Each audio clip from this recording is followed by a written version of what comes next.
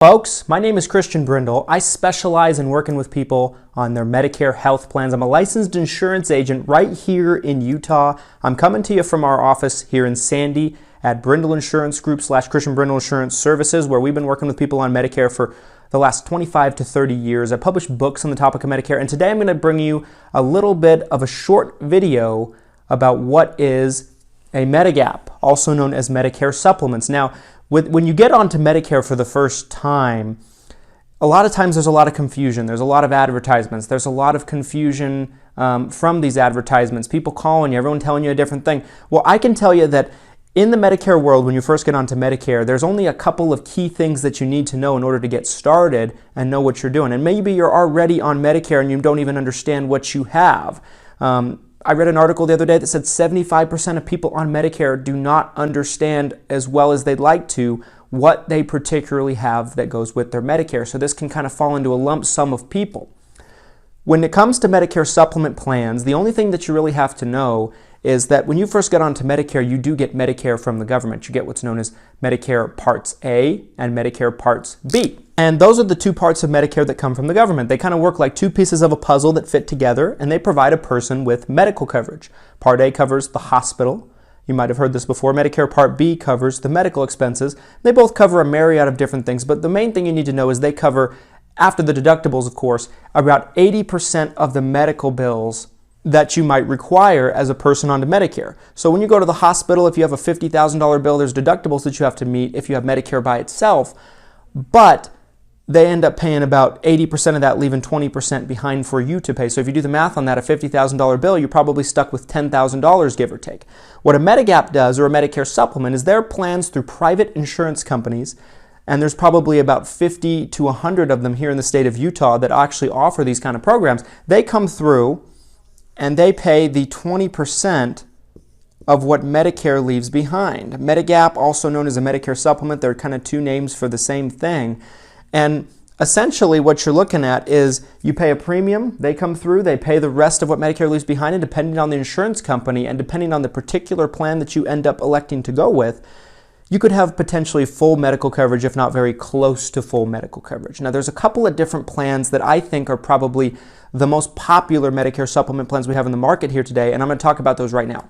The two plans that we're going to discuss real quickly are plans G and N. Why G and N? Because they're probably the two most popular Medicare supplement plans we have on the market today. One thing you have to understand about Medicare supplements is they're what's known as standardized. What this means is that every single insurance company that offers a Medicare supplement or Medigap plan, the plans are designed ahead of time by Medicare, by the federal government, as far as what percentage of Medicare leaves behind that it's going to pick up and pay for, and how much is going to leave you behind to pay. G and N are probably the most economically reasonable plans that you can pick up in the marketplace today. But what this also means is every single insurance company that offers a Medicare supplement plan has to pick up the plans as they're designed by Medicare. Medicare determines the benefits, the insurance company determines the price, and then from that point, you're able to kind of shop around.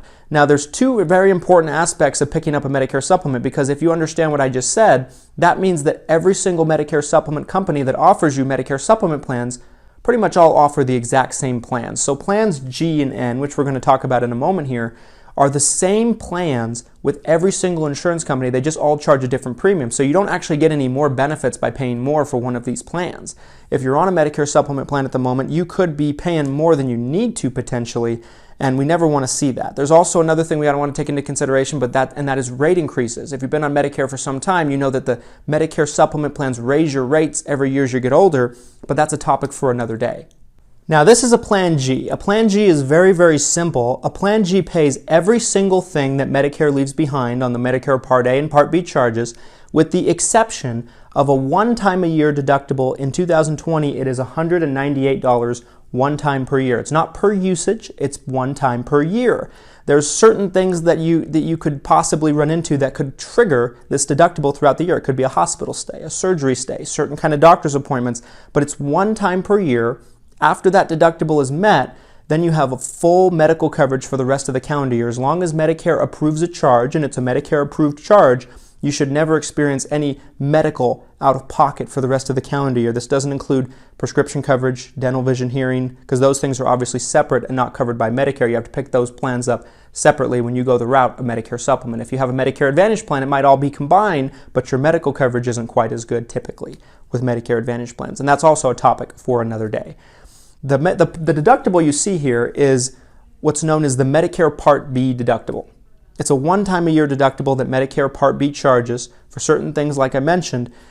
The Plan G does not pay that. It's a one-time-a-year deductible, but it's going to pay the Medicare Part A deductible, which is about $1,400 in 2020. It's going to pay every other charge that Medicare leaves behind. So in a sense, you could have $100,000 in bills, $200,000 in bills, and walk away not paying more than $198 one time a year. You can also look at it almost as a medical maximum out of pocket. The other thing you can look at for Plan G is, I've heard a lot of people in the industry call Plan G stands for greatest option. I think that's a very, very good analogy for it because it is a very good price typically.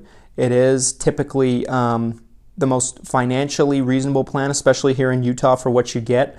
So remember, G stands for greatest option. Now let's discuss the plan known as Plan N, which is the other plan that's getting more and more popularity as we go into the new decade. Medicare Plan N, Medicare Supplement Plan N, I should say, also charges this one time a year $198 Medicare Part B deductible that Plan G covers. But it also charges a couple of other things on top of that. It also charges what's known as excess charges.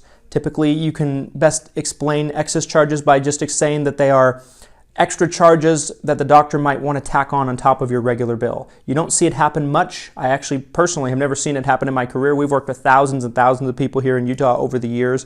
We just haven't seen it happen before. But not to say that it is impossible. It's just a rarity, if nothing else. But typically it doesn't happen, but they don't pay for it. Plan G does.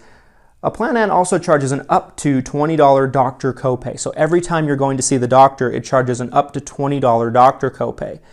Typically, this is tough if you're seeing doctors a lot. So this is going to have a big decision to make as far as which plan is going to be more financially stable for you and your personal situation and how healthy you are, how much you go to the doctor. But it could be less. $20 is the cap. It could be less. It's an up to $20 doctor visit. So it could be a $10 copay, a $15 copay, depending on the type of doctor that you are seeing. Plan N also charges a $50 emergency room visit copay. The appeal of Plan N is two things. Number one, typically the rates don't go up as much due to the macro bill that took effect the January 1 of this year.